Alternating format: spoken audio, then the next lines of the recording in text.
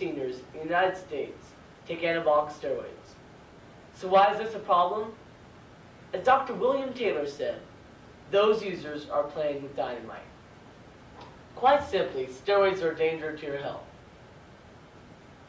To help you understand this problem, I will first define steroids, then explain the effects of steroid use, and finally explain what has been and could be done about the problem of steroids. The type of steroid most commonly used is the synthetic growth hormone, HGH. People that are enormously tall have had a pituitary gland that overproduces natural HGH. It is used to accelerate the growth in short children. HGH is synthesized by factories in Europe and the United States. The FDA, the Food and Drug Administration, classifies this drug very dangerous. There are some positive side effects of steroid use. Steroids make you much bigger and stronger. They also greatly enhance a person's athletic ability. In the 1930s, steroids were used to treat malnutrition, anemia, and skeletal problems. Since doctors have used steroids to cure health problems, they have found that steroids are a danger to your health. It is extremely unwise to use steroids because probably later on in life, you may suffer from the negative side effects of steroids. Some of the physical side effects that appear in men that take steroids are enlarged breasts, sterility, increased hair loss, acne, and a puffy face. Some long-term consequences that are caused by steroid use are liver tumors, kidney damage, strokes, and possibly even death. Teens who are already undergoing physical and psychological stresses may run some enhanced risks. Steroid use can cause bone maturation. There are also some mental side effects of taking steroids, such as moodiness, depression, irritability, and what is known as roid rages. Ex-user Darren Allen Chamberlain, age 26, of Pasadena, California, describes himself as an easygoing guy before picking up steroids at age 16. Then he turned into a teen terminator. He grew so despondent that he held a gun to his head once or twice. Others have succeeded in committing suicide. Now that you understand the effects of steroid use, I'll tell you the steps for controlling it. The first step in controlling steroid use has to be an awareness program. The FDA is already launching an awareness program by sending posters and newsletters to schools all around the country. Harrison G. Pope Jr., MD, said, "It's an illusion to think we can put a stop to it, but the public needs to know that it goes on and that there are dangers involved." The second step, controlling steroid use, should be the outlawing of steroids. They are just too easy to acquire. High school students can receive steroids from a coach, a private gym employee, or even other bodybuilders. But 1/5 of the users said they received their supply from healthcare professionals, such as doctors and pharmacists. The third step to controlling steroid use should be to change our image of what it takes to be successful. People are into steroids to increase their appearance. Nearly 1/2 the users said they take steroids to boost their athletic ability, but 35.2% said they take steroids to increase their appearance. Indeed, the researchers for the Journal of the American Medical Association found that 26.7% did not intend to participate in school athletic programs. As for those who take steroids to increase their athletic ability, steps are being taken. Society has begun mandating drug testing in sports in the United States today. Brian Bosworth, the star linebacker for Oklahoma, took steroids when he was in high school, which he obtained from a physician. He was barred from the Orange Bowl for his actions. The other leagues that are requiring the drug testing today are the NCAA, the NFL, and the NBA. As a parent or teacher, there are signs to look for if you suspect someone of steroid use. The signs are aggressiveness, marked increases in weight, muscle definition, abnormally oily skin, and puffiness caused by water retention. If you detect these signs in a person you know, confront them with the problem and tell them the dangers of steroid use and try to get them to stop. It doesn't matter if you're big, if you're in a coffin. Dr. John G. Ziegler, the founder of steroid use, replied before his death, "I wish I had never heard the word steroid. These kids don't realize the terrible price they are going to pay." Imagine meeting up with a childhood friend 50 years after an argument ended a close friendship. Angela and Hannah are sitting in the waiting room of the train station. Here they rediscover and relive their lost friendship. Rosemary, That's for Remembrance by Marjorie Siegelman.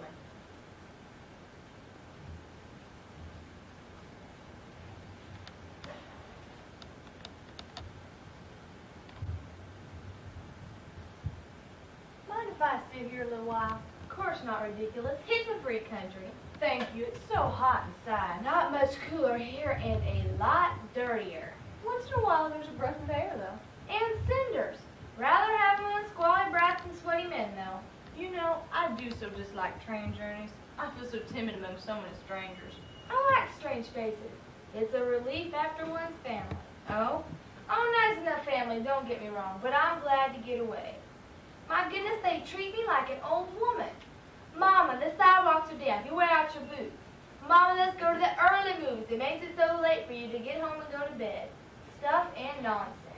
You're lucky, though, to have your family with you. My son moved away 15 years ago, and my son lives in the east, and my daughter moved away 15 years ago. I miss them both dreadfully. Are you on your way to visit her?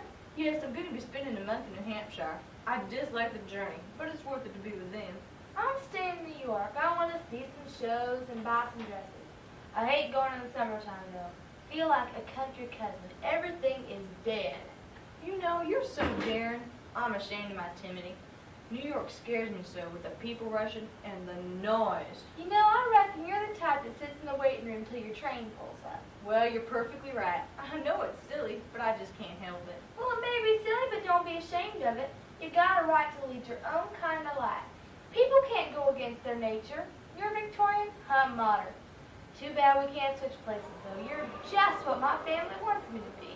Well, I don't know what my husband would say to the idea. Mercy, you still have a husband? Well, yes. Why do you sound so surprised? Well, I'm a widow. Friends are widows. Took it for granted you're a widow. In our day, girls married men 10, 20 years older than themselves.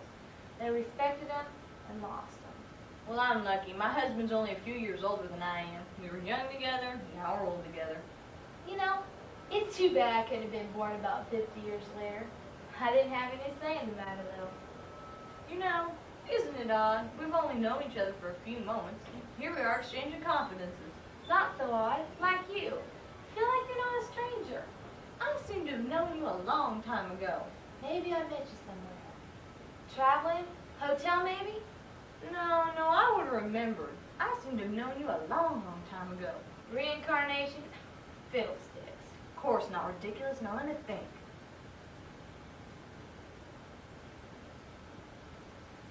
I know. You remind me of a childhood friend. A very dear childhood friend. Dead? Well, I hope not. We quarreled many years ago and I lost track of her. Now don't tell me you ever had enough gumption to quarrel. You know how young girls are. We both lost our tempers before mine cooled off or family moved away. I guess the only thing to stir you up to a fight was a bow. You're too wise. This is what happened.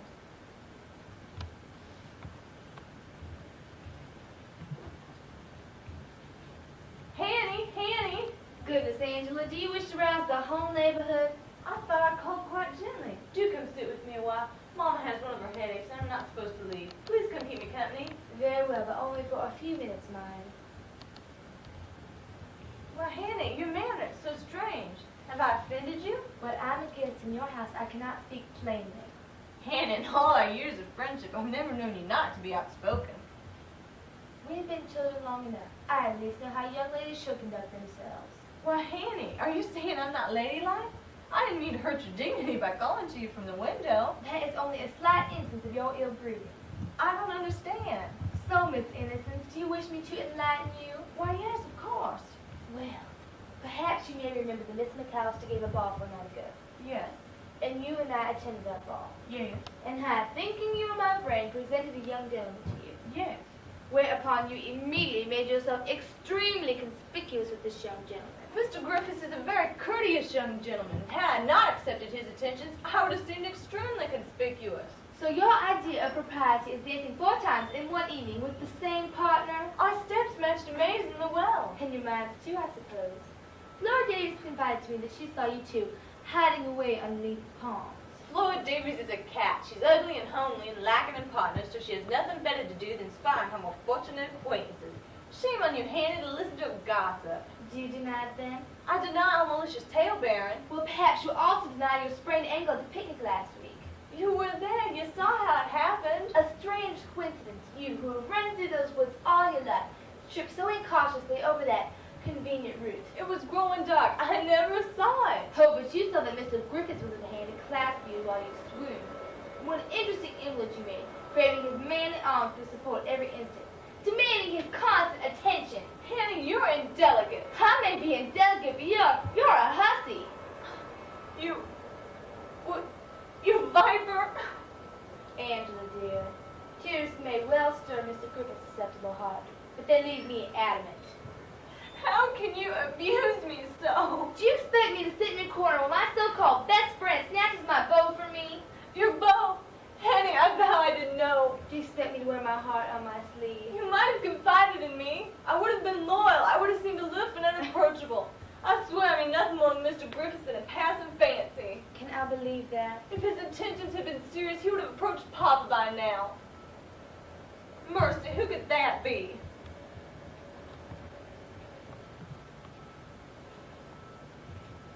It looks like flowers. No.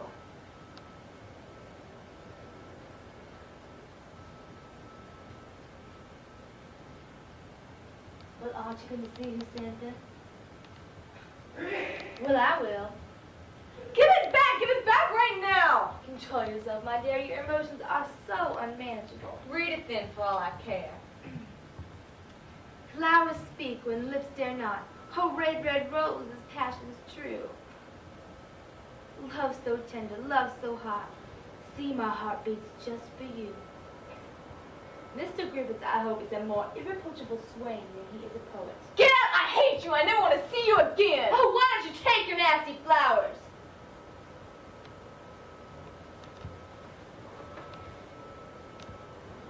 You're right, Angie. We were two young fools. Nasty little spitfire I must have been. Oh, now don't say that. I was provoking too. But isn't it wonderful to meet again after all these years? You know, it's a pretty small world. You generally meet everybody again, coming or going. I wanted to write you so badly, but then I kept telling myself, nope, Hannah's the one to make the first advance. I was never too much good at letter writing. Oh, that doesn't matter now. I have so many questions and so many things I want to ask you. I don't know where to begin. You haven't changed much, have you, Angie? Always were gentle and sweet, till I stirred you up. That young whippersnapper we fought over, what's his name? Griffiths. Griffith, that's right. Ever hear what happened to him? No account, young fella, anyway. I bet he went gallivanting after every pretty face he saw. You know, I wouldn't even be surprised if he came to a bad end. No, indeed, Hannah. I think you misjudge him. He got married about a year after you left town. Nice girl. Everyone thought so. Her father took him into his firm, and he made good immediately. How'd you feel about that, Angie? Well, very happy and very proud. You see, Angie, I married him.